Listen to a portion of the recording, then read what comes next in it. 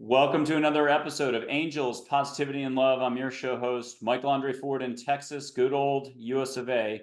Amazing guests, incredible insights, also incredible foundations. They've been through a lot of experiences in life. They've usually turned around and they're helping others in some form or fashion. We've got healers, best-selling authors, professors, doctors, psychologists, you name it, all walks of life, again, from like 20 countries. And we've been super fortunate to have just a wide variety of incredible folks. Also, we're switching, it's in 2024, halfway through, we're switching to 3 shows a week and we're already booked out to the rest of the year. So that's 50 shows in 2023. Episode, I'm going to say 71 was sort of the end of May. And then from then on, it's up to 162 episodes for all the way to the end of December. So, whoa, put your seatbelt on. Please subscribe, share, like, comment. And now, our guest of honor coming to us from the Pasadena, LA area, California, incredible energy healer, has been through a lot, done a lot for others. I need to do a formal intro now, but I am a super fan of Suara Lee. She's got a bunch of different modalities, but the primary thing you need to know is the Akashic Records with her. She's got spiritual psychology, though, meditation, Reiki, Qigong, and sound therapy in her history. And I'd just like to say, Suara, we've only met, like, I'm going to say a month ago, and I'm already, like, hopefully one of your top fans. Awesome. What an intro. How do I follow that up? It's such a pleasure to be here with you, Michael. I feel very honored and I'm super excited about talking about the Akashic Records or really anything you want to talk about. Well, you're hyper organized. You've been doing this a while. You do conferences, I'll call it online conferences, where people can, experience different interviews daily and it's packaged. And then if people want to participate more, they can pay a certain fee and have access to everything for a longer period of time. How did you first get into all this? When did that sort of opening or opening openness happen? Was it when you were young, the teens, just 10 years ago when you were 23? Can you tell us? Yeah, gosh, it's been such a winding journey for me. And I really started out as kind of a normal human, is how I like to say it. I went to school, I did the things that I was supposed to do, went to university, listened to my parents, was a good little person and citizen. And I found myself in a big corporate career and felt like there was something more, something inside of me that was really pulling me forward and calling me forward. And when I heard that call, it started me on a path of seeking, of looking for what is that thing. I feel like there's something else out there for me. And that's where I discovered all of those other modalities, Reiki, Qigong, yoga, on and on the list goes, light therapy, light language, all kinds of things. But it was when I found the Akashic Records that I knew, wow, it just blew me away. I knew this is real. This is it for me. And after I had my very first Akashic Records reading, it was the first time in my life that I felt something inside of me just boop, just turn 1 degree. And it was real, it was different, it was visceral, it was in my body. And I knew, oh my gosh, what is this? It was kind of like, sometimes you take that first bite of a new dish that's just off the charts amazing, and you have that first bite and it kind of blows your mind a little like, wow, what was that? That was that feeling that I had when I entered into the Akashic Records, and I knew that was it. Okay, whatever else came before this, it doesn't even matter. I'm devoting my life to this one thing because it is that incredible. And yeah, it was the Akashic Records. And from that point forward, I've just been consuming as much as I could, as much as I can about the Akashic Records, talking to as many people as I can, eventually learning how to become an Akashic Records reader myself. And thinking that, wow, this is so special. It just blew my mind. This is so amazing to have access to the records, this place, this field where everything exists, where all information about all past lives, parallel lives, all time exists in this one place. That, could I, a normal human, be able to access this? And I was able to, and to find out then that actually everyone's able to access this. And for me, that proposition of like, wow, we can all have access to this amazing resource of love, of information, of insight, getting down to the real truth of everything you can think of. That was, it's a pretty attractive proposition. I couldn't say no. I had to say yes. And so that's really what brought me here today. And the insights all along the way, things I've learned about my own past lives, why I've experienced certain challenges in this lifetime, why I chose that, what past lives were associated with each one of those moments in my life. Yeah, it's been eye-opening, groundbreaking for me, and I love to also share and impart that with other people as well. So I like to call myself the Akashic Records reader and teacher for the everyday person. Like I didn't feel like I was born with special gifts or hearing, guidance from angels at an early age or seeing spirits or lights or anything like that. I'm just the normal person. And through step-by-step study, meticulous practice, I've been able to access the Akashic Records. And I feel like that is what I can bring for other people. This is for everyone. It's available to everyone. And yeah, that's what I do now. I teach other people how to access their own Akashic Records. Yeah. Do some people, though, still come to you just to get their answers and not to learn how to access everything? Oh, yeah, absolutely. There are so many levels to this because the records are so vast. So that's one of my favorite things is to help people in the moment. There are things that might be hot, energized, up for you in the moment. And yeah, they come to me with those questions. And a lot of times, I have no idea where the reading is going to go. Sometimes it goes into a past life. Sometimes it goes into like an energy reading of your physical body here in this lifetime, embodiment. It can go in all different places, but what's really great about the Akashic Records is that we are definitely guided by our guides, our angels, those beings of light that work with us every day. And so I just fall into trust, and wherever it goes, we take that journey together. It's really enlightening. It's so much fun. Yeah. Okay, so how do you describe this journey that we're all on? I mean, if the universe is this big and it's the Akashic Records exist, and is love really the fabric of the universe? How do you describe kind of the big picture for everybody and how we're all trying to do our thing individually? Yeah, you know, yes, I do believe that everything in the universe is comprised of love. And being in the Akasha record and then feeling it, seeing how all the puzzle pieces fit together so that we can experience love. We can experience the separation in being in this human form, but then also remembering the love, coming back to remembering our divinity. That is what this is all about. And when we are on the other side, when we're a part of spirit, part of that infinite field, we're just naturally a part of all of it. We are living in love. We're living in that connection, the unified field, the infinite mind. We're all a part of it. But because we all are a part of that oneness, we can't experience these individual qualities. We can't experience our individual selves because we are part of the one. So to be able to do that, or to be able to learn anything new, we come here into incarnation. And when we come into incarnation, we forget. It's like, in the movies, they take a pill or they have a shot or something, a shot of forgetfulness. And we come into this form, we enter into time. And when we are in time and in separation, we're able to experience each one of those factors, those aspects individually. We're able to learn new things, learn deeply about love, compassion, joy, forgiveness, all of those qualities, because we are in that state of separation. It's kind of like, it's like the way that we learn in school, even. When we become masters of something, any kind of subject, we understand it in a multi-dimensional way. We're able to draw in our own mind these huge mind maps of understanding a concept through and through. But when we are learning that information, we have to ingest it in a book, line by line, one concept at a time in a very linear fashion.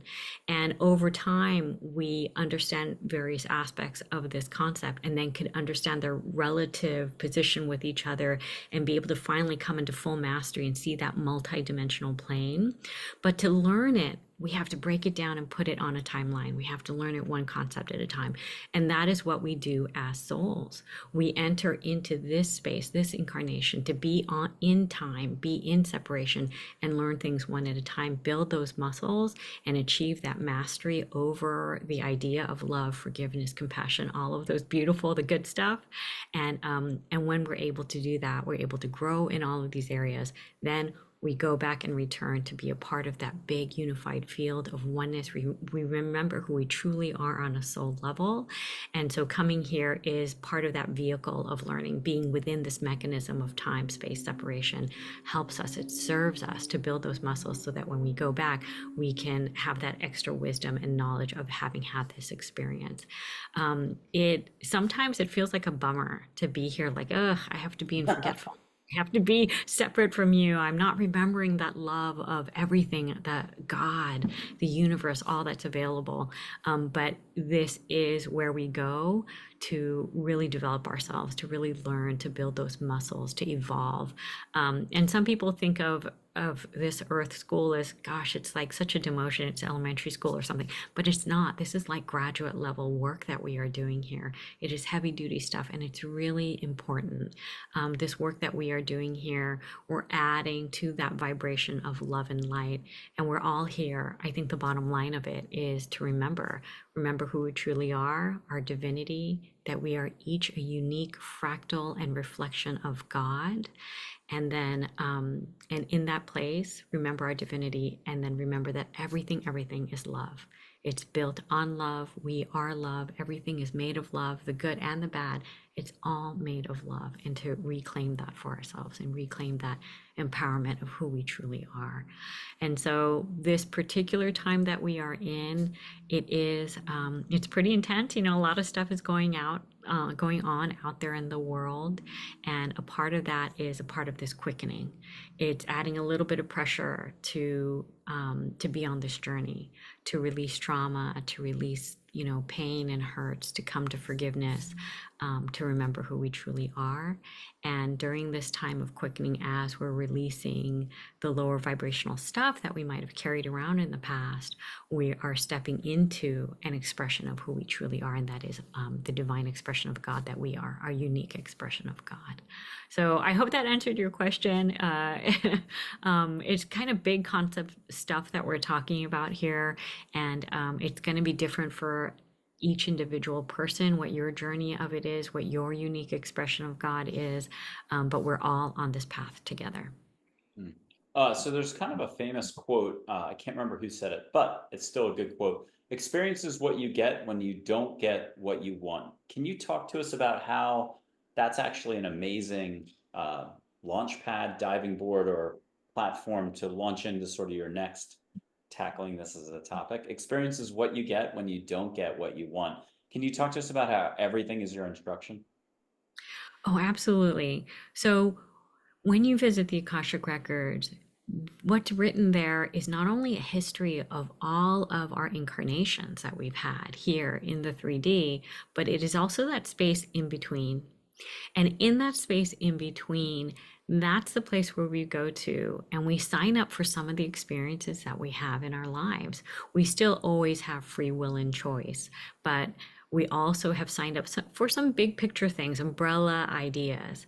And from that perspective, in that place where we are remembering who we truly are, when we are in the oneness, we sign up for all of these experiences that we have. But when we're in this limited form, we don't remember, we don't realize what we've signed up for.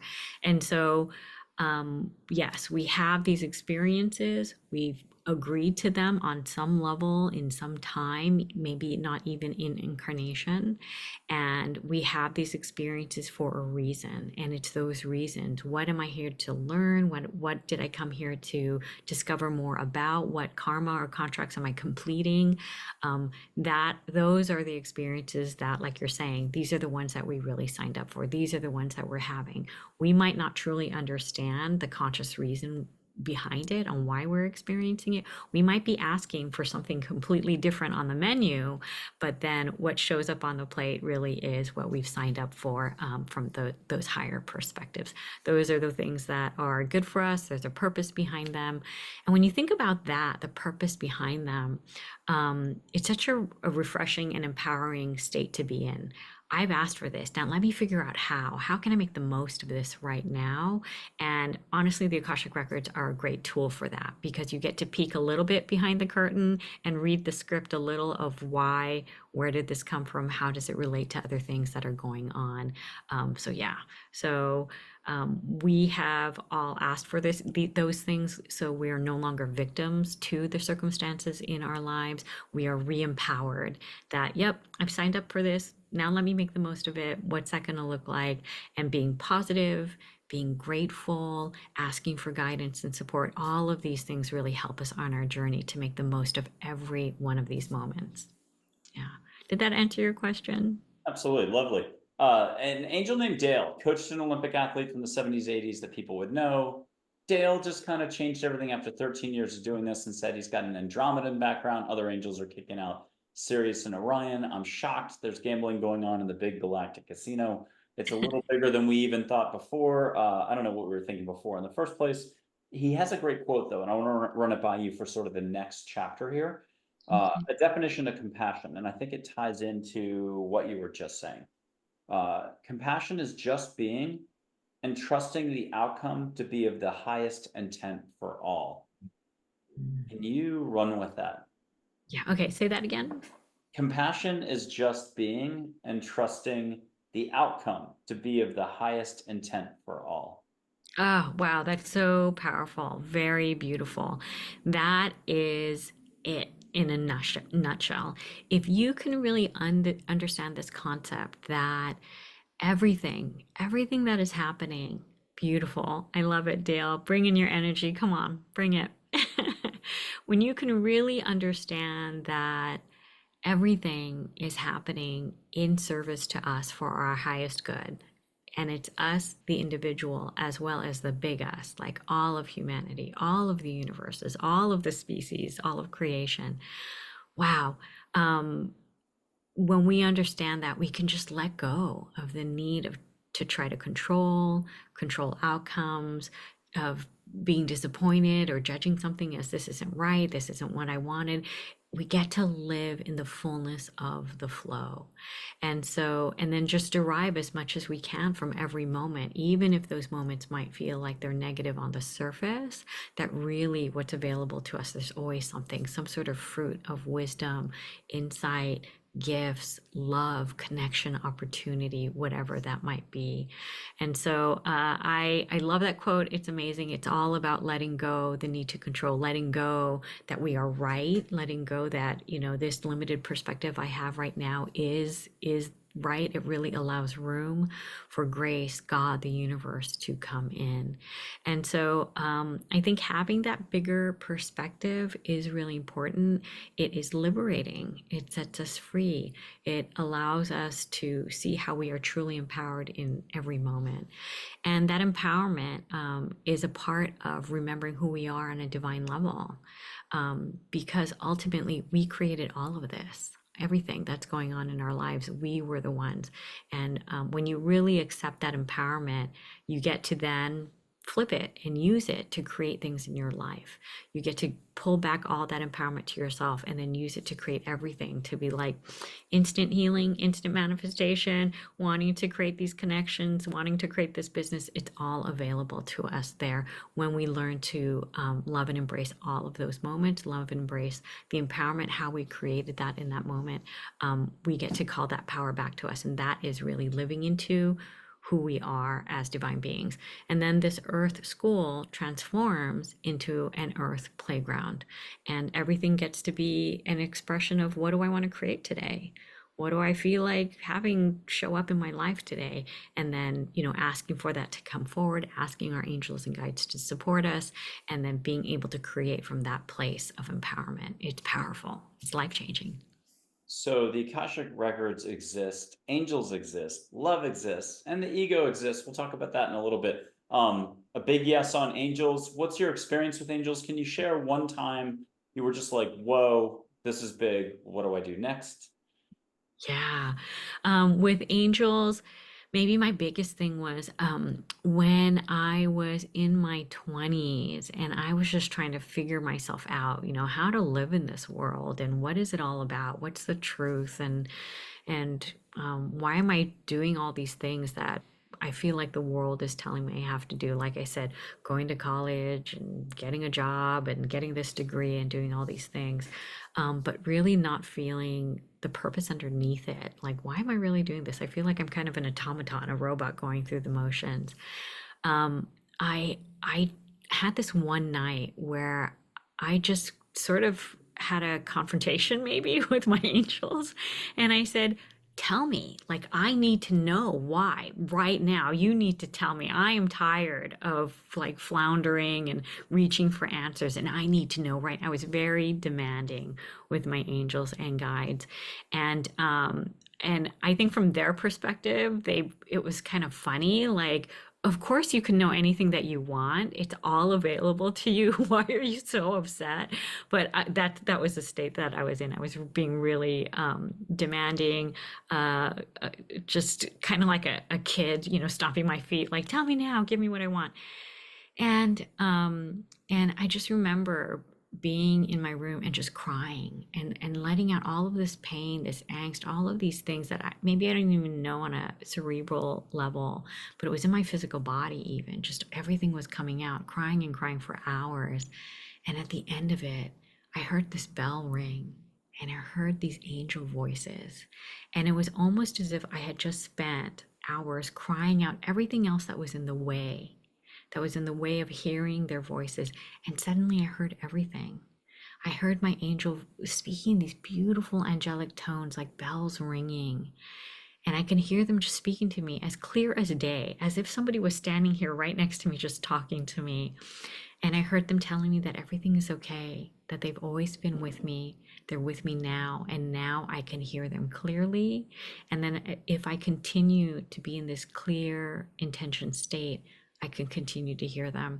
And they talk to me for the next few days about the big things, about the little things, even the little things of like, okay, turn right here. We're going to grab lunch. There's this place that we're going to go and try. You have to try this food. It was even to that detail, like really small minutia things of what am I going to do for the day. And I have to tell you, for the first time, I felt so guided and held and protected, and knowing that my angels were literally right there with me throughout my whole day. It was incredible. And so I think that small experience encapsulated what we are all trying to do every single day, which is to let go of the things that are in the way. That love, that guidance, the angels around us are always there with us, and we can hear their voices, we can feel their input, we can have that knowledge and wisdom come to us at any given moment. It's just sometimes our egos, our agendas, whatever that might be, our fear, our lacks, our belief patterns come in and they just get in the way and won't allow us to hear those voices come in. But the truth is that they're there all the time. And so our job right now really is to slowly let go. And that's part of the work that you do too, is to just like, let's get through that. Let's just cut it out right now. It can be instantaneous, and then have access to that guidance and feel the energy, be in the energy with our guides. It's all available to us. Yeah. Okay, so I mean, I've kind of flashed to Eat, Pray, Love when Julia Roberts is like a wreck in the bathroom. She's talking to God. God, what do I do next? What do I do next? And it's actually her guardian angel, the voice that comes in and is like, is it Liz? Liz, go to bed. It's just like, because we tend to overthink. I'm shocked. Again, there's gambling going on in the local casino here all the time on everything. It's called stress, fear, worry, resisting, reacting, rejecting. Known to the preclusion of possibility. 90% of the currency that we use is very limited. I mean, look at science, wait a week, wait a year, the scientific discovery is replaced by a new one. And there's a universal level of knowing, which is what you operate in. And it's pretty staggering, the difference. I mean, love is love, details are details. It's amazing what happens when people will lighten up. So the next question on this is about ego. Can you just talk to us about like, hey, it's not going away. Welcome to, it can be a reminder, And once you learn the difference between this and this, what is it? Awareness, no limits, timelessness, fun, all the cool stuff. And then up here, again, it's like trying to hand out speeding tickets at the Indy 500. Good luck. But you've got your way to talk about ego. And can you use first an analogy of someone either knocking on your door or doing a Zoom call with you, and they're at the ground level? They're like, I need help. I got this going on, this going on. I am overwhelmed. I can't think straight. I'm never here. Can you talk to us about the triage you kind of do then? And then can you talk about the bigger picture? Yeah. So, yeah, when somebody is sort of just starting out on that journey, like I was a seeker and they're starting out on that journey of seeking, they're really open and curious, don't know what to expect. And so I just help them to fill in a little bit of that viewpoint of stepping into the bigger version of themselves, that it's so much bigger.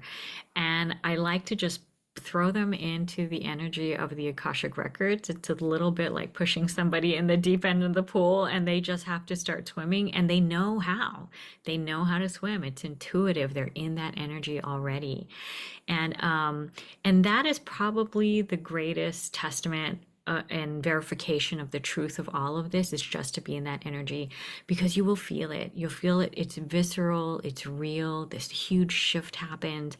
It's almost as if you are seen and known completely. Even all those parts of ourselves that we might try to hide because we're embarrassed or we judge those parts and we stick them in our back pockets, pretend like they didn't happen. These experiences didn't happen to me. And I'm just going to go out in the world facing forward, showing my best self. No, in the Akashic Records, you are broken open. And it's like your physical body is transparent. And on top of that, it's completely loved in unconditional love. You are bathed, showered, flooded with unconditional love. And to have those parts of yourself bathed in unconditional love is such a moment of grace. It's like, wow, I am seen totally and completely within this field. And even those parts of myself that I kind of hate, they're loved too, and they serve a purpose. And that is one of the most freeing, loving experiences that you'll ever have. People sometimes just open up to the records and tears come flooding out because they feel that for the first time ever. And that's that first step. You know it's real. What else is here for me? And then from that place, we're able to then start to climb that ladder, start to go uphill and learn the framework within the Akashic Records, learn how to retrieve information from the Akashic Records to see the bigger picture. And then some of the things you'll start to discover are the blocks and restrictions, are past life karma that you may have experienced, vows and contracts that are keeping you in place and keeping you on a loop on this treadmill. It's like Groundhog's Day over and over. And that's where the ego comes in. The ego comes in and it actually keeps you on these loops of repeating lack, limitation, disconnection, judgment, whatever that is for you. And it's different for everybody. But the big three are feeling unsafe, a lack of safety, a lack of security, and then unworthiness is another one. And then, oh my gosh, I'm drawing a blank on unworthiness, lack of safety and security, and then lack of connection, not being connected to other people. And so these three are the three big buckets that you can put most things into. Most people's core issues will fall into one of those three.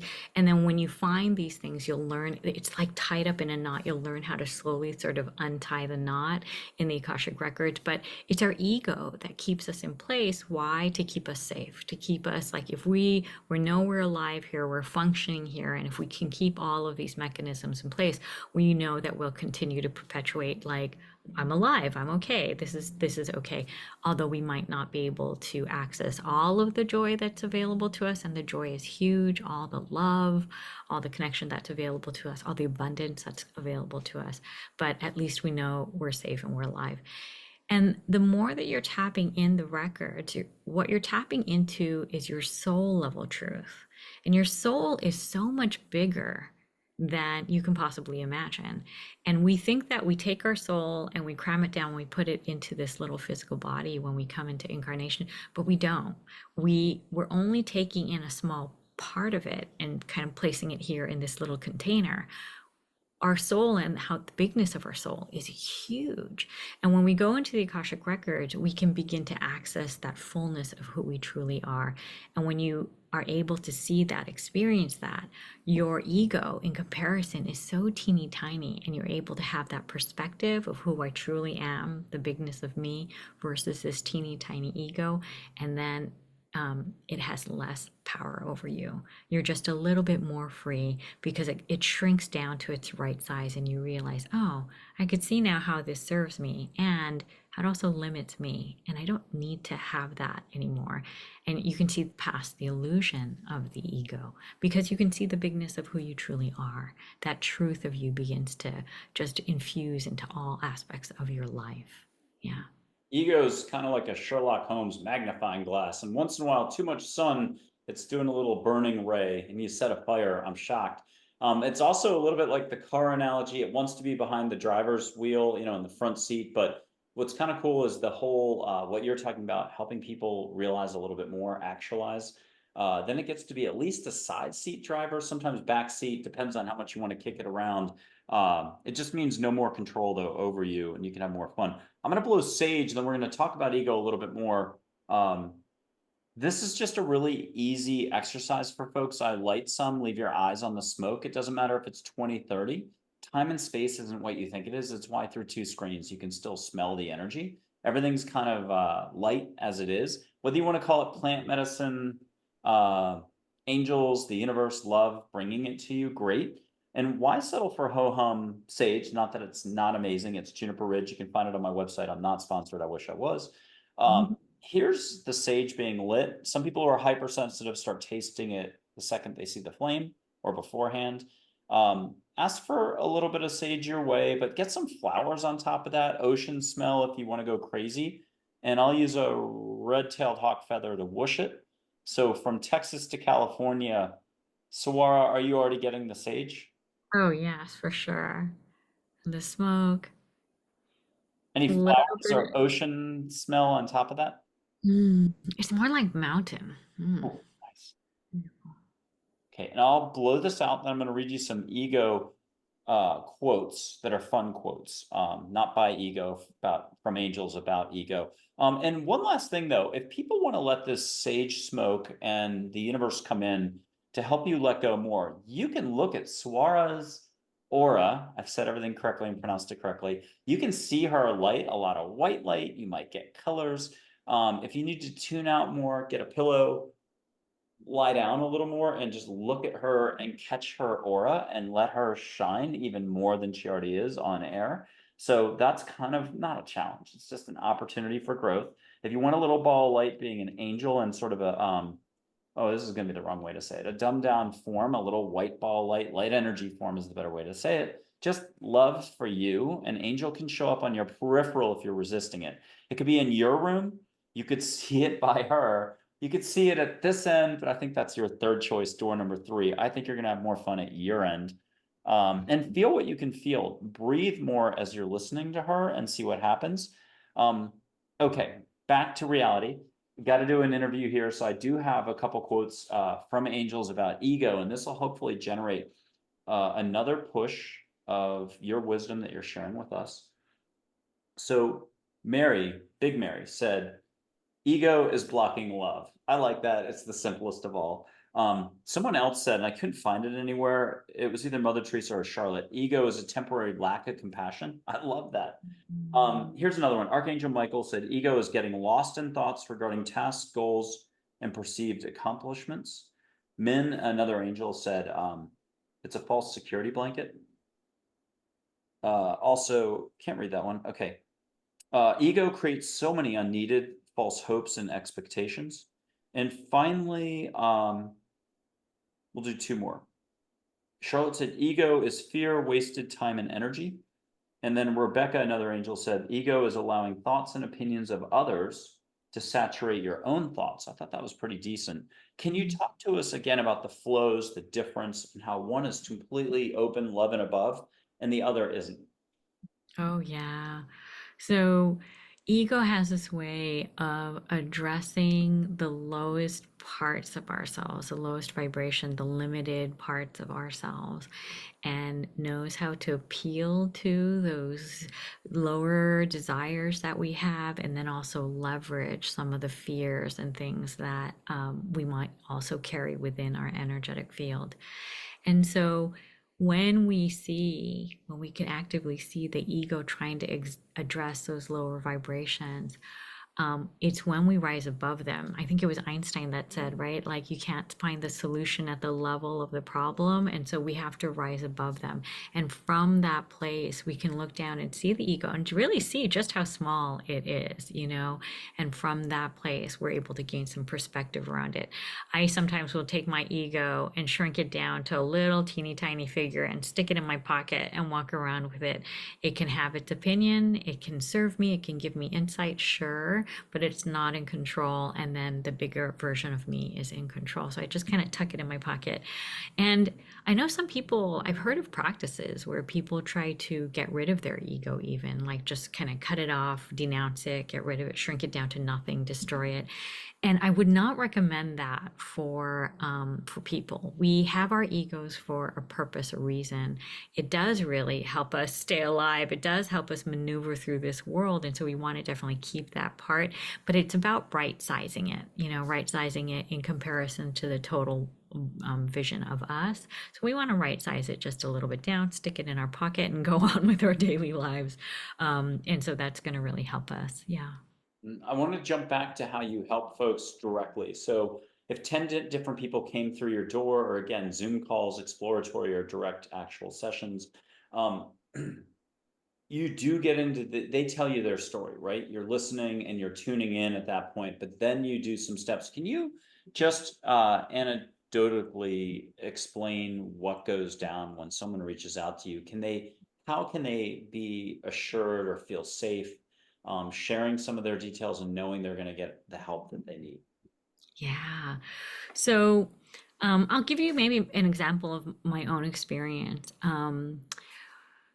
I always had this issue like communicating, you know, and it's like fifth chakra kind of stuff, like speaking in front of people, being at work in a meeting and having to say something in a meeting. It would even happen in front of my friends. If I had a group of friends and I said something, after I said it, I would spend so much time replaying it in my mind, like, did that come out right? Did you see that woman's face? Was she offended by what you just said? Like, I would sit there spinning and spinning. And so I had this real block about communicating.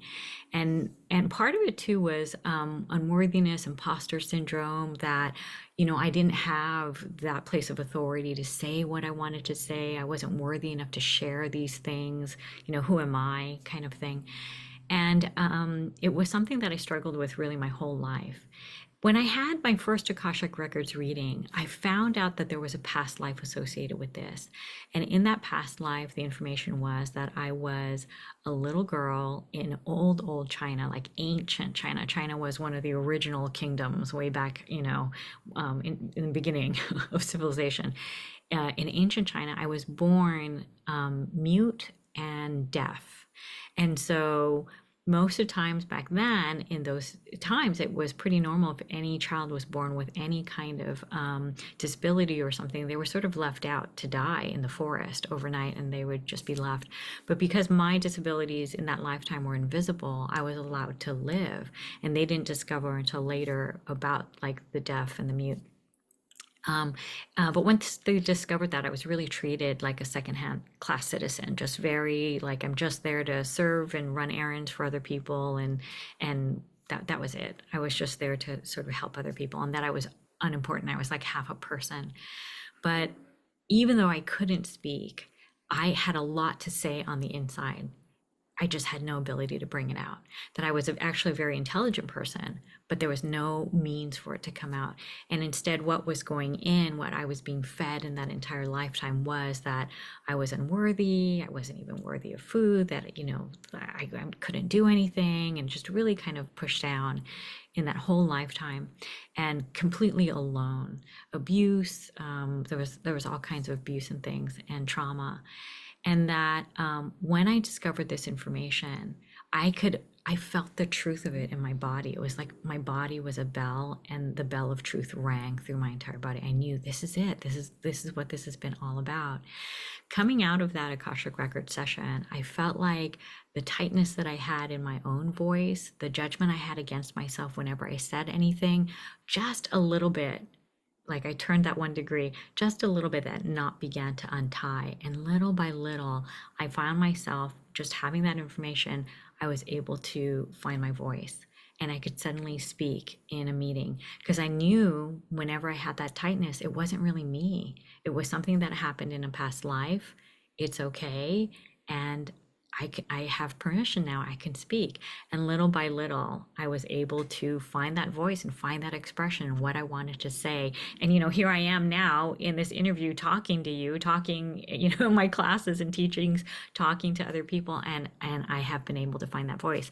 And so just having that one little piece of information, I was able to unhook that anchor that was holding me in place, unhook the stuckness.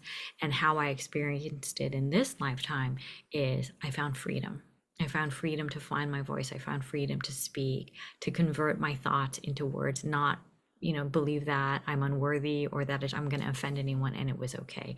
And suddenly these doors opened, and I was able to find my voice. So it's things like that, just finding that one little insight in the Akashic Records. This is related to a past life. This is what happened in that past life.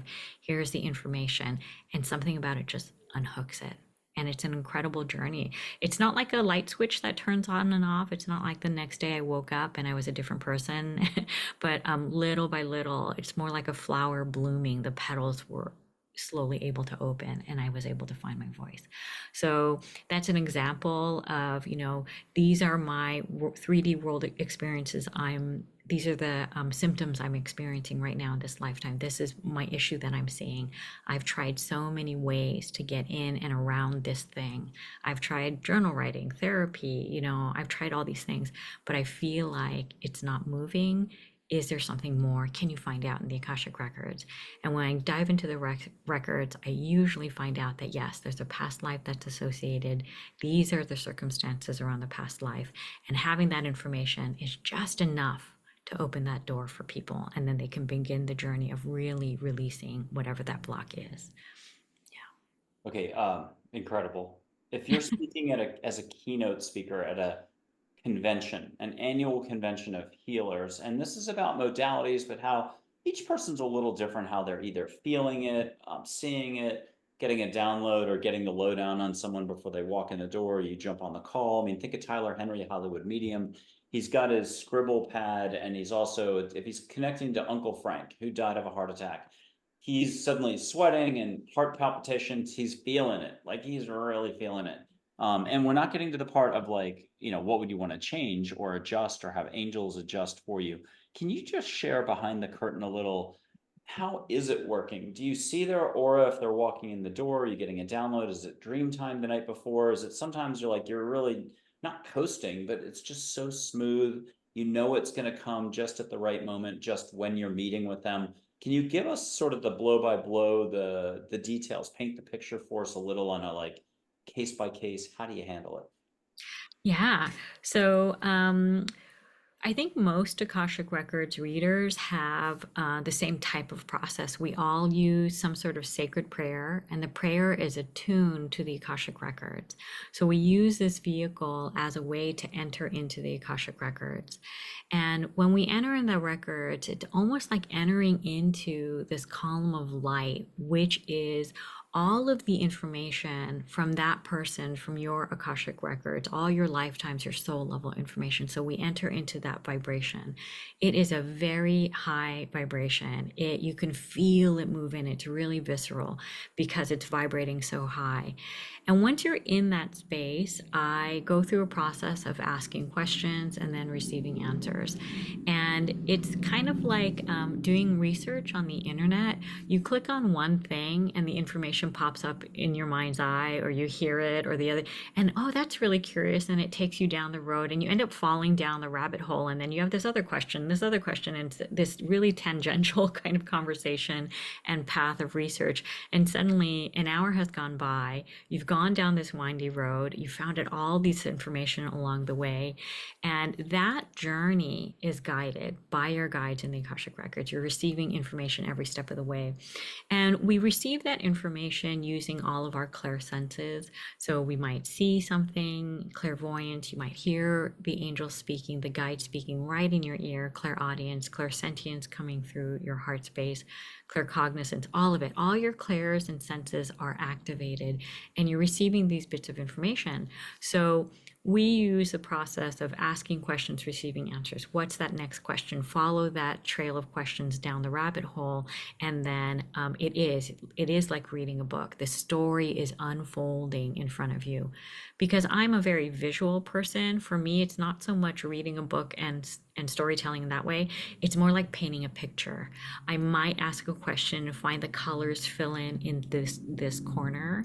And then the next question I ask, the main body of the subject comes into full focus, and then the clouds and the landscape. I'm painting a picture because I'm so visual. But at a certain point, the picture is so full, robust, 3D animation, spinning around CGI, that that the whole story becomes very clear and all the layers of it become very clear. And then I'm able to convey that to the person in front of me. And then when they receive it, there's usually even more questions that come from that. And then we can just keep filling in that image, that 3D animation that's happening. And so that's how we receive it. It's a journey of question and answers. And by the end of it, the guides usually will let you know they've taken you on this journey. They have this amazing way of making something that came in at the very beginning within the first 2 minutes of the reading tie up so nicely with whatever it is that you end on. It comes full circle. And then there you go. That's what a reading is like. At first, it might feel like it's just informational, but don't be fooled. It's working on so many levels, energetically, physically, on a cellular level, on an emotional level, energetic body level. And it continues on even when we come out of a session. You'll continue to receive insights for the next day, the next 2 days. The energy is still moving through you. It feels like a buzz in your body, and that buzz is upgrading your energetic body. You're being altered on so many levels. So you're getting upgraded for maybe like 2 or 3 days after, and then it's complete. So yeah, it's a little bit of a journey. It's a lot of questions and answers, and yeah, that's how we retrieve information from the Akashic Records. But even though most Akashic Records readers will use the same method, they'll use the sacred prayer, it acts as an energetic bridgeway in. The truth is that we are all connected to the Akashic Records all the time. It is flowing in us, through us, and around us right now. And while it's flowing through this dimension, it's taking an energetic imprint of everything that's happening here, because everything happening here is existing within that field. So that energetic thumbprint of this decision, that action, that's leaving information within the Akashic Records. And in the records, there is no time. So not only is that happening here, but it's happening across all the timelines, across all the possibilities in all dimensions. So that's why it's such a vast resource of information. It's incredibly powerful to access. So right now we're using the sacred prayer and that methodology, the 1, 2, 3 steps of getting in and retrieving information. I do believe we're evolving to a place where eventually we'll all be accessing that information all the time, and we don't even need the sacred prayer. That prayer right now is acting as like training wheels, helping us learn how to connect What does that feel like to receive clairvoyance, clairaudience? What do my guides sound like? What do my angels sound like? Oh, okay, I recognize their voice now. Once we know those things, those touch points, do we really even need the Akashic prayer to get in and access that information? No, we all are already connected. But right now it's helping us because it is giving us training wheels. It is, training us into what does it sound like? What does it feel like? But eventually we're going to all move into a space, evolve into a space where we're accessing that all of the time. And that's how we're meant to be. Yeah. Okay, contemporary entertainment, TV and movies and stuff like that, TV series. I mean, they reflect the Akashic Records. I think it would be Loki would be Yeah. one. Is it Owen Wilson? I think it is, who's in it, and also that fabulous actor who plays Loki. But also the movie Tron Legacy with Jeff Bridges, Olivia Wilde, etc. Yes. Gorgeous, gorgeous. What? It's a sci-fi film. It's Disney, I think, that made it, the remake or the follow part two. Gorgeous film with a lot of depth to it. What I wanted to ask was, let's talk past lives for 2 seconds. So at some point, it's not that I'm not interested, and it's not that I'm interested or either, but I have an angel named Charlotte who started volunteering past lives a while ago. And, I'd make a little list. I mean, I'm up to a certain number of, I was in childbirth. I don't remember the year or the decade, but somewhere like maybe the early 1900s, late 1800s, something like that. Sock in the mouth, died in childbirth. I know I drowned as a merchant marine person in the Mediterranean during World War II. I was German. Hans, I think, was the name. I could keep going, Roman soldier, blah, blah, blah. But three of them overlapped time wise. And so the little ego side or the thinking side or the part that is judging it a little was like, wait, wait, wait. How can you have overlap? So it finally got explained to me in the last month. And I'd just love for you to cover this, that the splinter or the piece of the soul, it's somebody who's an Akashic Records person who's wonderful, who'll be a guest on this show this year in 2024, explained how the soul is sort of like your arm, the upper part of your hand, but the fingers, it's not necessarily that it's common, but sometimes the soul wants to feel at the same time experiences. Maybe you're a healer in North America, but you're a healer in Europe at the same time. Can you talk about this concept that there is an overlap, and is there?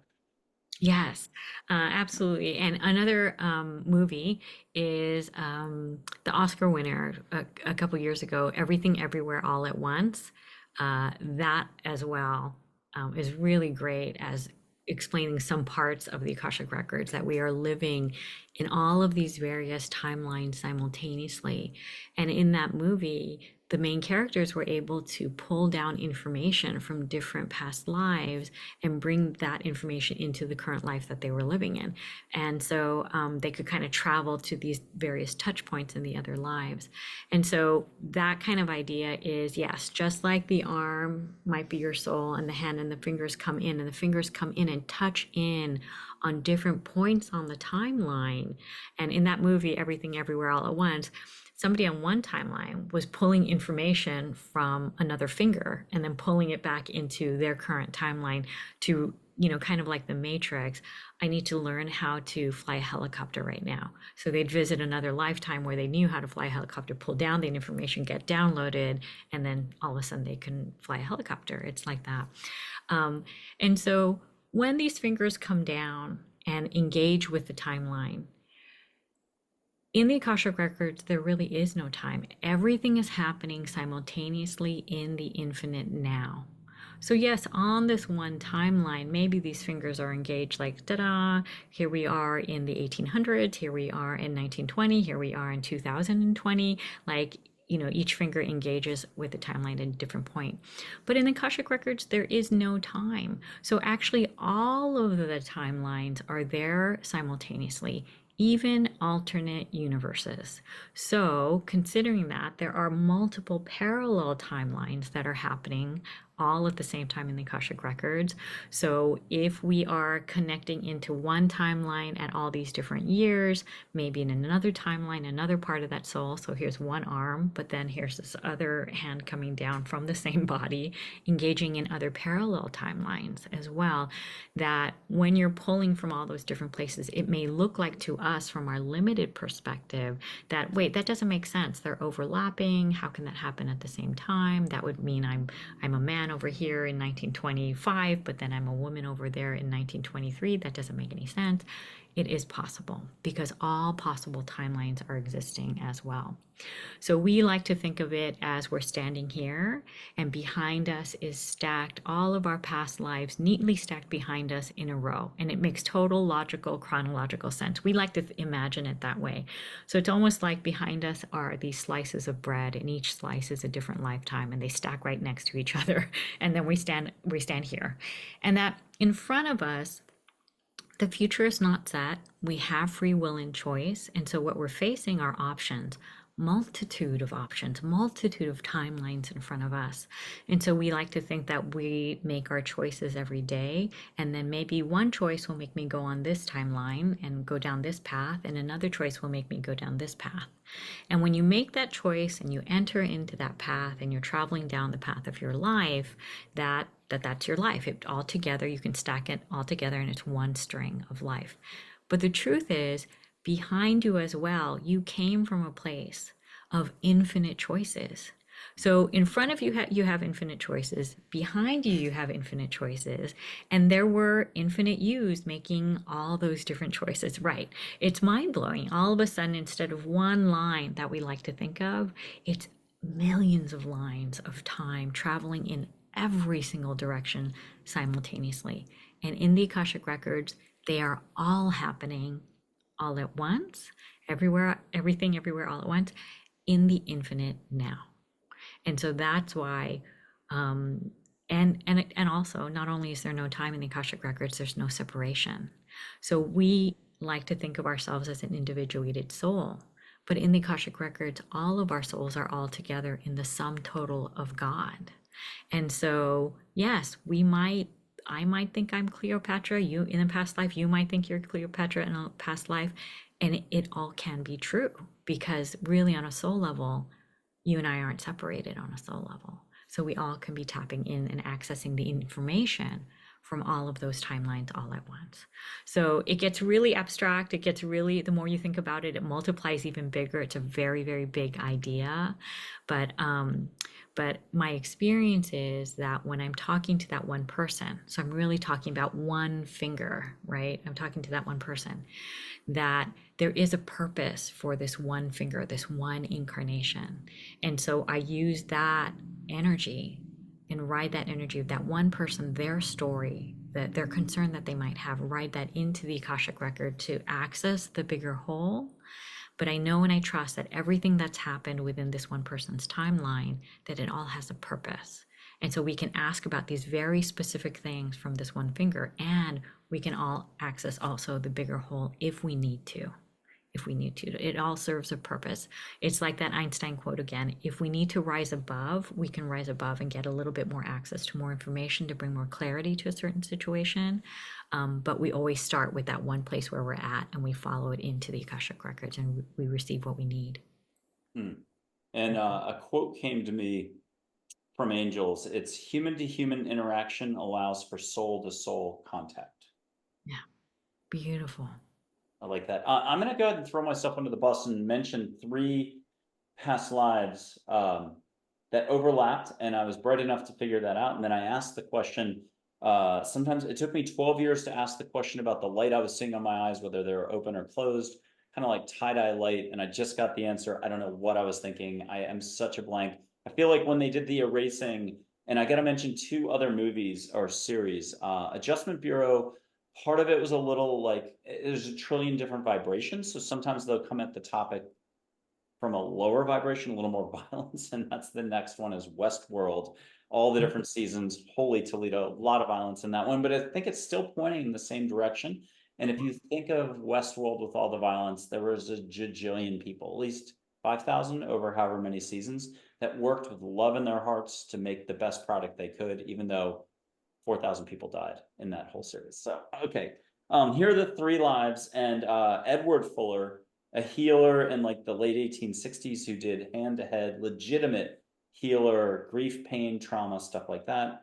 To make it really quick, a Native American figure, and then also a sheriff in the Wild West in Arizona, I think, who one day in his 40s decided the stagecoach did not need to be robbed as part of his duties, and got blown away and trying to stop that. So eventually the life story could kick, it was over, blinked out.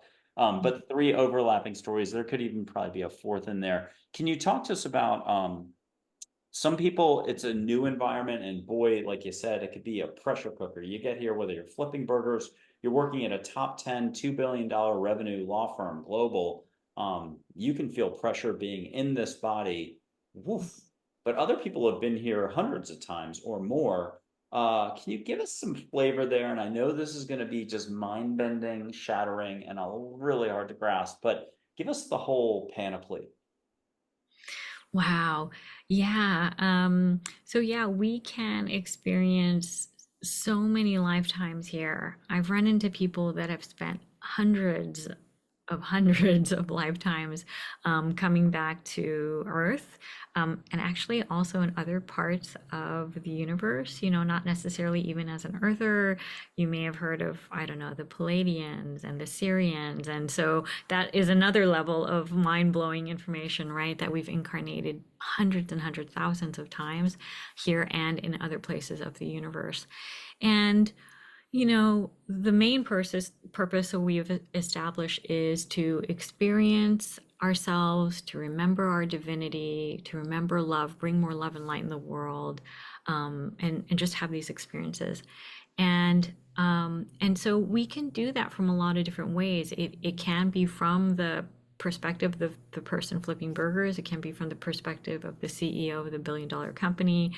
And but from each one of those, usually what I'll find in people's records is that there is some sort of through line, that there's some sort of energy thing that they came here to explore, that there is a purpose or something that weaves all of their past lives together and experiences together. Now, it doesn't mean that we are going to experience the same thing over and over. Like if somebody has this big agenda item of creativity, they want to explore creativity, that's their jam. That's what they're all about. They are divine, creative beings, artists, and that's what they came here to experience more of. They may live lifetimes where they are incredible artists, so successful, the Michelangelos, the Da Vinci's of the world, but then also maybe other lifetimes where they never even pick up a paintbrush. And they wanted to experience that. What is it like to have that call inside of me, this talent, but then not be able to express? And what is that? And how can I bring compassion to that? And just learn all the different aspects of that creativity. How do I translate vision into 3D? How do I connect with God through my creativity? Whatever that might be, there's just so many aspects to it. It's holographic, it's multidimensional. But usually what I'll find is there is often a through line that goes through all of these experiences. And it's because we want to learn it to such depth. We're here to ride that ride as fully as we can. We want to learn all the different aspects of this thing. We take it from many directions, and so that's why each one of the lifetimes can be really different. But I find that there's this through line that wants to express. So we don't necessarily have a purpose, a mission in our lives because we do have free will and choice. It's more like we have things that we're enthusiastic about, things we want to explore as the divine creative being that you are. I want to play with this idea of being creative. I want to play with this idea of creating humans. Maybe that's a part of my creativity, is being a parent. So there's a lot of different ways to express it, and that's where our free will comes in. But there is usually this sort of through line that I think I'll call purpose. I think that's okay to call it purpose, but I want to be careful because when people hear that word, they feel like it's something I have to do, that it's mandated, that that this is the one thing I came in this lifetime for. But I want to reassure you that, and everyone out there, you have free will, you have choice, you have so much empowerment, and so you get to decide every step along the way how that's going to be expressed in the world. So to remember that. But yes, we do all have this kind of through line and purpose. And it's just every time we come in, it has a different color or flavor to it because we want to experience that. And for us, from when we're in that divine place, it is so much fun. Yeah, maybe I experience even like death or divorce or, some challenging moments. But from a soul's perspective, that is fun. Wow. what an incredible experience of love. Yes, I want that. So, yeah. Okay, so angels can alter your path, but you came in with a unique life path and there are waypoints. So, like, I like to try to grasp it this way: Olympics, giant slalom skiing, and there are those gates you have to get through going down the mountain. You don't have to, in this competition, make every single gate, but there are a few waypoints going down this giant mountain that angels have signed up. Even though you have free will, they want to respect it, and you do your thing, Scotty P, to quote We're the Millers. But if you do want to ask for help, interference, absolutely. They're there to love you and guide you and give you advice. But experience is often the best thing you can possibly be getting. They'll make sure, kind of in a contract, right, ahead of time, that you'll hit at least a couple of waypoints at different points in your life, stuff that you might not know you signed up for, but that get you back on track. That as a professional skier, you do need to make at least two of those gates as you go down the mountain. Can you talk to us more about that? Plus, back to what you said earlier, that you can go wildly left and explore something totally exciting that you didn't know when you came in, and that angels can help you alter your path. Well, how's that all work? Yeah, so when we are in that in between place before an incarnation, we will sign up for certain things that we want to experience. They're big umbrella ideas, like I want to, maybe I'll get married, maybe I'll have kids, maybe I'll do this thing. Big, big ideas. And that will be part of our soul's contract in this lifetime. We hire on some people to play the part with us, like who wants to be my wife, my husband, my kid. You know, our soul family says, yes, I'd love to be the person that divorces you later. That's great. It sounds like a fun idea. Let's play out this acting role. It sounds like it's so much fun. And then we come here, we have amnesia, we forget all of our agreements, and then we play out these roles. We sign up for the big umbrella concepts, the big gates that we want to get through. We still have free will and choice. We can decide, you know what? Maybe I won't have that divorce. Maybe instead I'm going to stick it through. That's okay. If that is still an agenda item for us, that we want to experience that divorce, we can save it for the next time we come around. We'll just put it on the next lifetime. It's okay. So yes, we will usually hit a bunch of those gates that we signed up for. We still have free will and choice. Maybe I'll turn a little left. Maybe I'll ride my right ski a little bit harder when I get through this gate. We get to choose all of those things, how we'll manage those moments. But usually we hit most of the gates in our life. And sometimes if we do make an alternate choice that wasn't even on the plan, on the map at all, it's okay. It just gets put on the agenda for the next life. No problem at all. There is no judgment around it, no condemnation. There's no like horrible consequence from that. It's okay. We're just going to put it over here. It's all love expressed. And if we're traveling down that path and decide, you know what, I don't want to do the big jump today. Hey, guides, angels, and teachers, I know this is coming up. Can you help me alter the terrain just a little bit? Will you lift me up so that I'll float over that jump? That would be really great. Absolutely. Your guides are there. They will help you. They'll make those changes in the terrain for you if you request, if you need that, if it's all lined up. Totally fine. And like I said, if it's still something we need to experience just as a bigger soul plan across lifetimes, it's okay. You'll come back around tomorrow and you'll do it. No problem at all. So there's no judgment, no, condemnation. It's totally fine. It's all love. It's all love.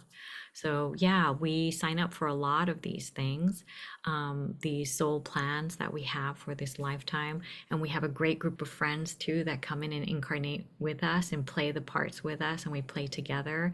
And I love that we also travel with the soul family over and over in various roles. Hey, this time I want to be the mom and you be the dad, or this time you be the kid. That'll be so much fun.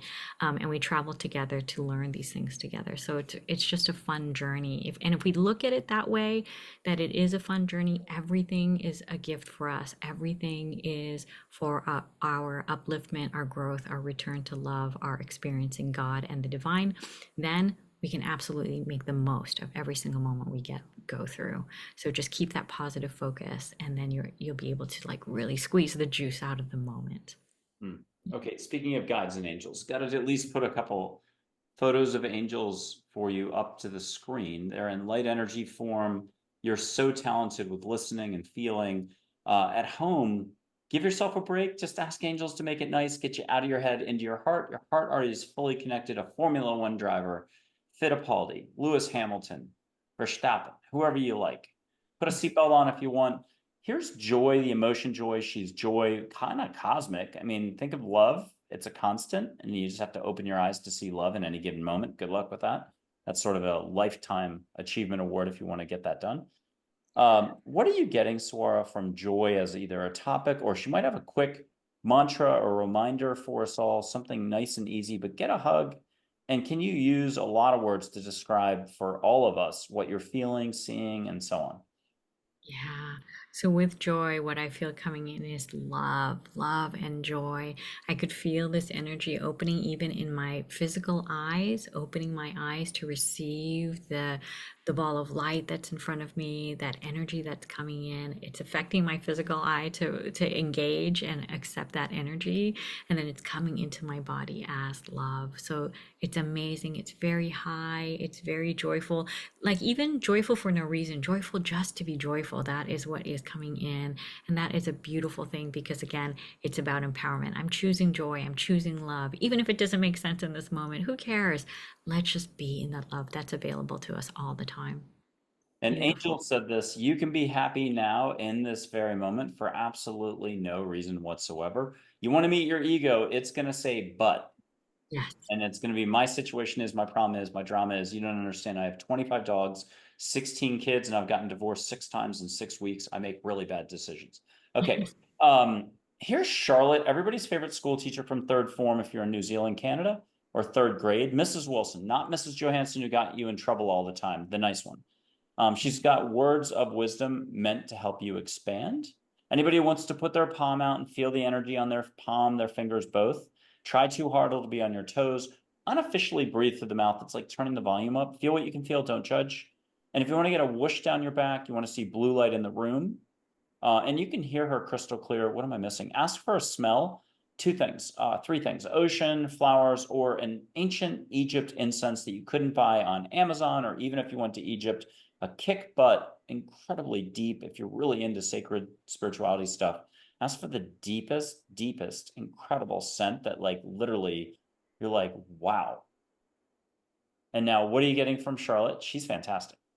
Yeah, she's beautiful. Her energy is coming in very cool and gentle and loving and really wrapping around the physical body like a hug, a very supportive hug, a hug that kind of lifts you up at the same time. Ooh, her power and her energy is about that support. It's about the love. It's about the knowledge and the wisdom. You've got this kind of energy that's coming in. So beautiful. I could feel it all over in my body right now. And she'll pulse or flash. This is kind of an interdimensional photo in that even a historical photo of Audrey Hepburn, if I can remember to do that, I'll put it up. You'll get a wink, a smile, and we all know photos can't move. But think about most of the topics today. Our brain at one point in our lives would have said, no way, Jose. None of this is possible. Yeah. No, thank you. And we would have ditched the sushi menu altogether. Instead, can we get a final reminder about the sushi menu from Charlotte? And let's use that metaphor. I'm sure she's laughing, loving a sushi menu right now. Beautiful. I actually see a sushi boat, one that's piled high with all the sushi. I like it. That's good. Okay, Archangel Michael, I'll do a Min, a Claire, and then Audrey, and then we'll see what comes next. Here's Archangel Michael, again, on everyone's team. Put your hand out, feel what you can feel. And what are you getting, Suara? Mm, wow, so much light, so much love coming through. But the love isn't that soft, squishy kind of love of like warm hugs and puppy dogs. It's a strength. It's a real power that's kind of coming through. Empowerment, wisdom, truth of who you are. That's the love that's coming through right now. Permission to be, ooh, be unique, be that unique individual voice and light in the world. That's the kind of love that's coming through.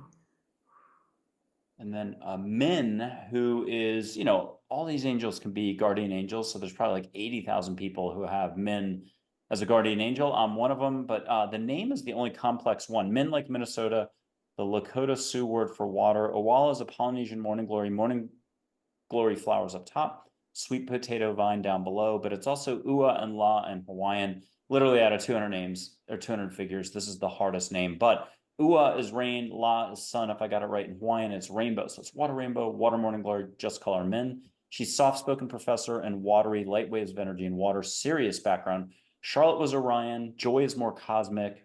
And with Min, can you get something about how angels are in all shapes, sizes, colors here to help? A whole lot of diversity going on, and you only have to ask to receive. Yeah. So with Min, I'm seeing a lot of earth tones, earth energies, nature energies, the great big stones of the and the colors of like the Grand Canyon, as well as all the way down to the little flowers on in the dirt, in the sand, and every one of the colors of the flowers, the river that flows through, that is Min. Min is all of the elements of nature surrounding you, holding you up, and the remembrance that you too are a part of nature. You are an expression of that flower, of that river, of the sunlight as well, and that in that way we all support each other. That energy is flowing through all of us. So all we need to do is call upon it, ask for that energy and that support, and all of nature will surround you and hold you and conspire for your goodness and blessing and expression. And a Claire whose resilience. Beautiful. Anyone going through a lot of difficulty, it was 10 years ago, but you never let go of it, or it's happening now, take comfort with her, like safe harbor at one of those Caribbean islands. You can park your yacht there. She'll take care of the waves for you and even the wind.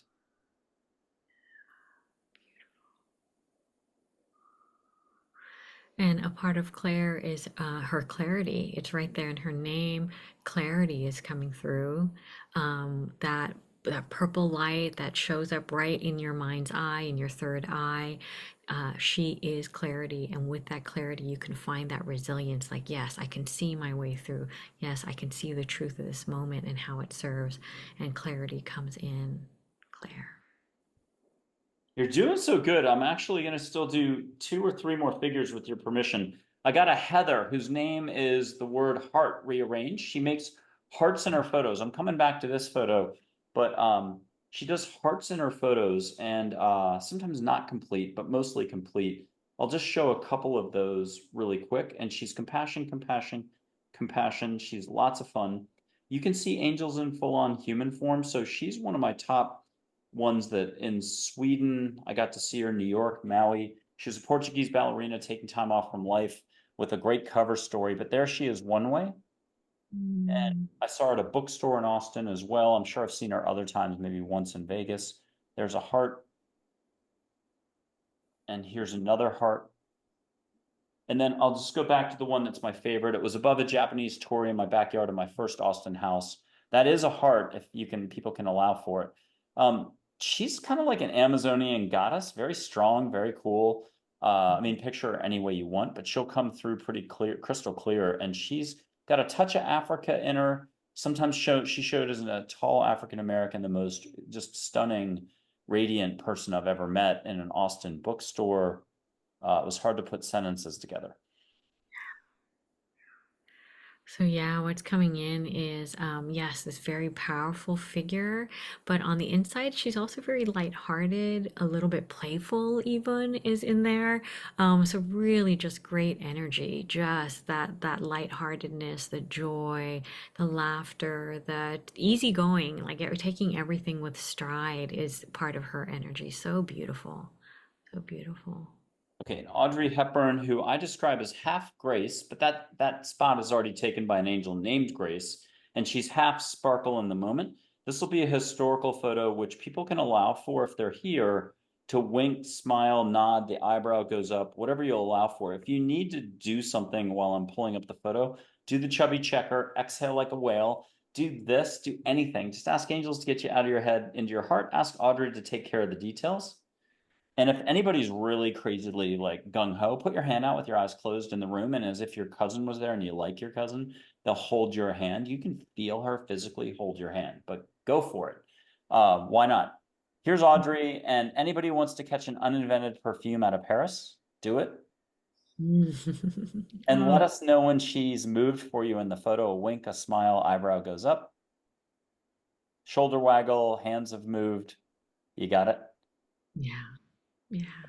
I definitely smelled that sweet fragrance came in right away. So beautiful. Even before you said it, it was pretty amazing. Oh, and what's Audrey got for us as a reminder? Oh, Audrey. Wow. There's this elegance that's kind of moved into this space, and the elegance really has to do with the perfection of everything as it's unfolding, the elegance of a flower and its petals opening up and coming into bloom, that there is something organic about it, and perfect, and it's perfect in its uniqueness, in the organic expression of it, in each one of our individual organic expression. There's an elegance to that, and just allowing that beauty, that perfection to move in will bring us so much grace in our own lives. Yeah. Last but not least, and Isabel. She's an angel who's inner calm. She'd be like the pond you come across on a calm day. No stones been tossed in, no wind, no ripples, just like glass. Or the ocean once every 45 days. No wind, first thing in the morning, 5 a.m. It's a mirror, it's glass. It'll be a historical photo. This photo can move, start to smile for anybody at home who wants a little transformation or something. Let her do her job. She can, I don't know, help you expand a little. Just feel her big time. Put on a seatbelt if you need to. Isabel, intercom. And are you immediately feeling like a solar wind of love? Oh, so powerful. Yeah. And that the eyes get more sparkly, the mouth more smiling or shining. What can you describe you're seeing in the photo that you know is, it's angels? Yeah. And she's really interesting. She has this very powerful inner calm, but it's the calm in the center of the storm. Yes, she acknowledges there could be all of these moving parts happening all around, but in this space with her, you're able to hold this very calm inner peace. Nothing is moving here. It's as quiet as can be, even if there is this tumultuous tornado spinning around over there. There is a calm and peace here. It's very powerful. Doing well. Okay, a final act of connecting, only our highest self. I'll put my palm up, you put your palm up, only our highest self. So none of my drama or thinking that I'll go right back to at 3 o'clock or 5 o'clock today. But we'll have Joy and Charlotte just pass a few words on because the audience can do the same thing. It'll only be their highest intent. So Suara 2 years from now and 40,000 people go to do this. You're not going to pick up on any of that energy. Joy and Charlotte and everybody else will ride shotgun. So I'll put my hand up, but then I'll whoosh you rainbow light again. Let's blame angels. They're taking care of the rainbow light. I'll do it 3 times, small, medium, and large. And at home, you can put your hands up. If you need to close your eyes at some point and feel it, do it. Who knows? It's whatever this is. 1 + 1 = 111 or 1,111. What will you allow for? Are you Mm. ready? Yeah. Okay. And we might have done this before, so I think we have. Okay. Here comes the first one. It's rainbow light up here. And are you feeling this as well? And what are you feeling before I start? I'm feeling just like a charge happening, like little sparkles. I didn't do it. We're blaming angels. Okay, here's the rainbow light.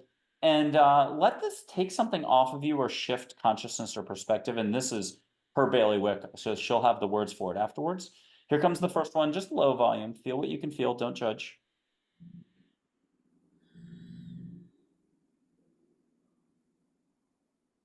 And what do you get? Ooh, just this beautiful energy moving in. Peace, calm, ocean wave that comes over. So nice. Ooh, I'll say powerful. Eleuthera only because it's been popping up nonstop all week on my YouTube. I happen to be looking at the Bahamas. I keep using that as an example. Okay, medium. Don't sandbag as much. People, if you've got something that you just are hanging on to, it's your thinking, the spinning all the time. I loved when you said that. Here it is. But ask angels to bring you some flowers or some other exotic smell. And let this one go up your chakras, the back, the spinal, the Kundalini Express, whatever you want to call it. And really let it whoosh you in whatever way you need to be whooshed. How about that for generic, not committing to any one way? But let's do it. I like being a little zany. Here we go. Angels, medium. catch a little Hawaii in the air.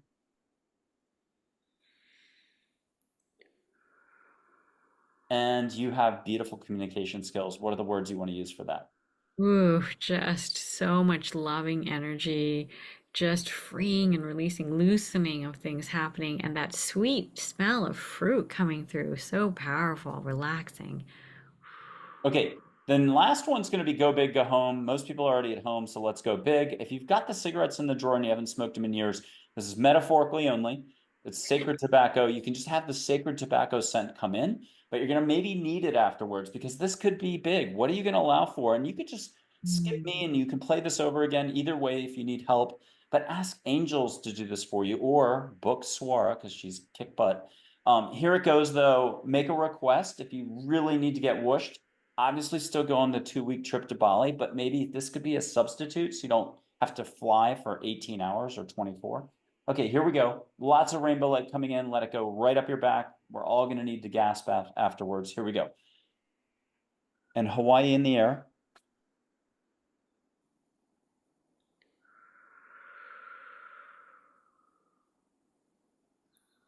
And how was that, Swara?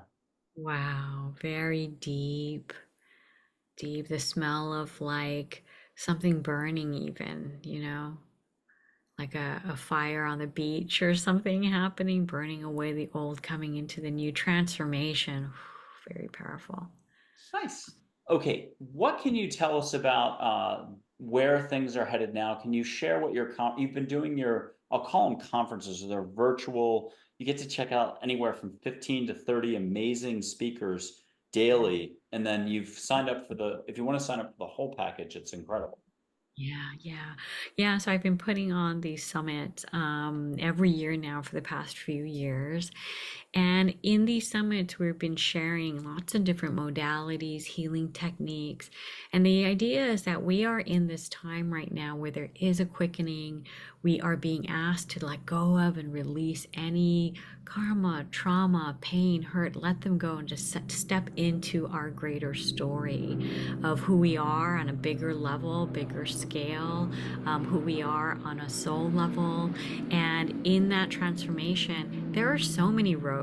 There are many, many roads to Mecca, right? Maybe your thing is the Akashic Records, maybe it's angel intuitive, maybe it's sound healing. There's so many ways to get there. And so, wherever your heart is at, whatever's calling you forward, and your guides will let you know, your angels will let you know what that is, what's right for you in this moment. That is what is being offered up in these summits. It's just all in an effort to bring in more light, more joy, more freedom for yourself, whichever modality you resonate with.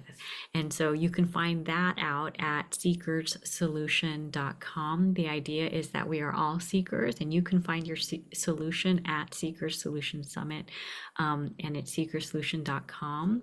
And then if you want to explore the Akashic Records, you can find me at akashicrecords.com as well to explore your Akashic Records if that's something that resonates with you. And because we are set in this time right now where we're being asked to find out those deeper truths for ourselves. You probably are here because you feel that inner call, you feel that pull inside of you, and you're being guided to this moment. So yes, find your way, listen to your guides and follow your heart, whatever modality that might be for you. Yeah. Wonderful. I'm going to read a last passage for you and get a last take. A last reminder from you. Let this be a little bit of inspiration, I guess. It's angel writing. And this will be the final bit, and then we sign off and stuff like that. I think this has just been wonderful. This comes out of the Little Listening to Angels book. I just saw Balls of Light as I typed back in 2014. So if you think I wrote it, fantastic, but it's really angels, and I think it's about to become apparent. Why is this concept of being here more such a big deal for an individual again? And that's kind of the headline of the chapter that I just slaughtered. But here's the actual writing. When no ego is present, your heart and soul shine through your eyes. You are love, you sparkle. You are one with all and at peace with all. You are whole and content. Listening is opening the line of communication available to each human. Merely be still and listen. Acknowledge and own the step. Move forward today, just do it. This is a bit like a classic treasure hunt, but here you get to find yourself since you are the treasure. Do nothing, be, listen, learn, appreciate. And then what's your reminder? Because this is kind of like that's how you talk. Yeah. Yeah, my reminder to everyone out there is that you are the divine, you are precious, you are beloved in this universe. There's nothing else to do, to add, to become. You already are. And it's about revealing that which is inside of you, opening your heart and letting your light shine through. Suara Lee, thank you so much for being on Angels, Positivity, and Love. Total thrill. Love every time we get to interact. I'm very thankful for that. No, it was a pleasure being here with you. I always love sitting and talking with you. We could probably talk for another hour or so because this is my favorite topic in the whole wide world. And the communing with your soul here in this space, it's just precious to me. So thank you. Thank you again. Thanks, everyone. Bye bye.